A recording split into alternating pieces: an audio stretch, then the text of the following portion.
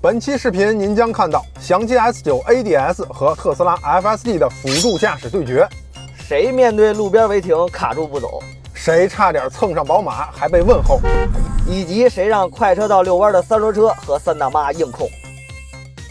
大家看一眼两车的版本号和相关设置啊，老规矩，咱们还是先走一段混乱的封闭道路。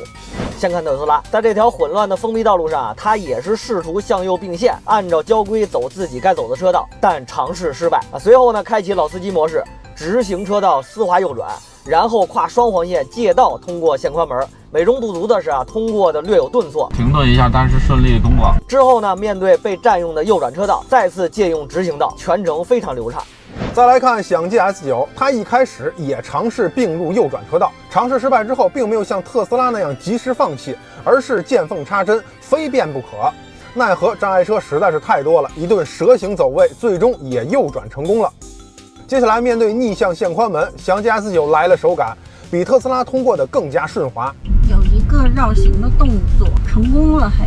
接下来面对右转车道被占用的难题，详捷 S9 不出所料，一直试图并进去，但出乎意料的是啊，这次它竟然卡住了，不动了。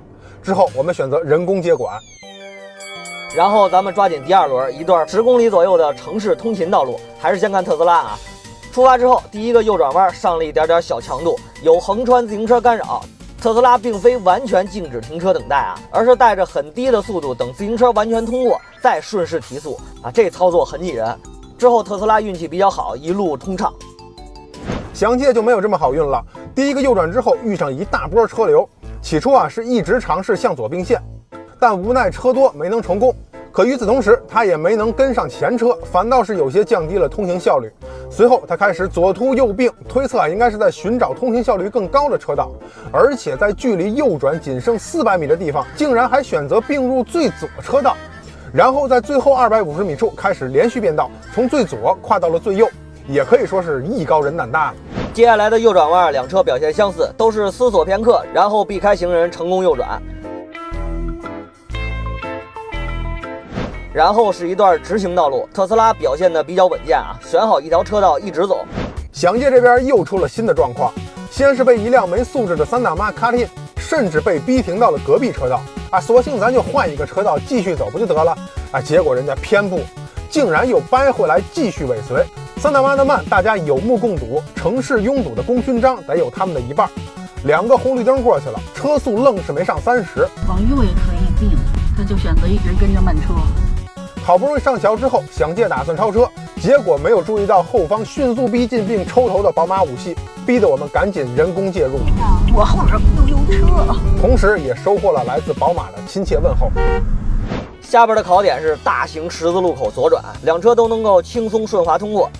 接下来轮到特斯拉卡 bug 了，虽然导航还在播报限速70啊，限速监控限速70，但它的中控屏却把限速切换成了40啊，这是为什么呢？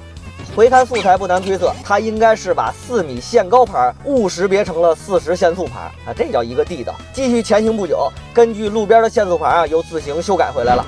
紧接着，一辆面包车坏在了十字路口中央，造成了一些交通异常。特斯拉也顺势借道了一下对面的待转期，丝滑应对。通过十字路口之后，车速依然是提不起来。原来是有一辆3轮车在自家客厅遛弯呢，还是地道。尽管右侧车道车流量并不算小，但特斯拉呢也能见缝插针，果断并线。接下来呢一路都比较顺利，大型十字路口可以轻松通过。之后对于车道的选择也能做到和驾驶员想法同步。这条车道偏慢啊，其实左侧车道。上坡往北3环方向。好了，走了，刚说话音未落，这也是一个时机啊，可以往左并，超越前方慢车。好，又是话音未落啊。再看详捷 S9 这边，一路比较顺利。既没有误识别限速，面对路中央的坏车也能同样丝滑通过。两车很快来到了地狱难度关卡西直门立交桥。咱们接着看详捷 S9， 出主路之后，面对3岔路，它有一点犹豫，也有一点画龙，但最后还是选择正确了。然后再下一个岔口，它还是稍有犹豫，但最后依然选择正确。他是选择正确，不过就是有点违绕。只不过由于贴右侧护栏过近，我们出于不要出现车损的考虑，在详捷 S9 自己调整方向盘的时候，胆小的选择了人工介入。下面来看特斯拉的表现啊，简单概括就是全程丝滑，无论是3岔路口还是2岔路口，它都能轻松搞定，不会出现犹豫和画龙。驾驶员也在车内反映体感舒适，非常的舒服啊，没有任何的顿挫感。最后一个难点是 U 型掉头弯，两车都能通过，想借还是有些犹豫。走啊！特斯拉就比较顺滑啊，但是掉头之后，两车都出现了压实线并线的情况，最后呢都能在较短的距离内连续并线到路边完成测试。最后咱们来总结一下特斯拉 FSD 这次表现的很棒，但 FSD 多次测下来我觉得它很难评一个词语概括就是割裂。它的优势是在较为混乱的情况下，对场景的理解很强，就比如开头的封闭路段。另外一个是它的体感丝滑程度很棒，非常拟人。劣势呢就是对国内交通规则理解差。之前我们的测试中多次出现违章、绿灯不走的情况但这次还是真没出现。另外一个呢，就是有时候会过度谨慎，尤其是面对行人的时候前方的行人在没有意图穿行的情况下，他还是会不走。目前来看它的长板很长短板也很短。如果在之后的版本升级中，它能够快速补齐短板，那它会很强。然后咱们来说想借 S9华为的 ADS 说是目前咱们能体验到的智驾当中能力最强的，应该是没毛病吧？各个方面比较均衡，但您也看到了，即便是最强，在细节方面它也不是那么的完美，和人家还有差距。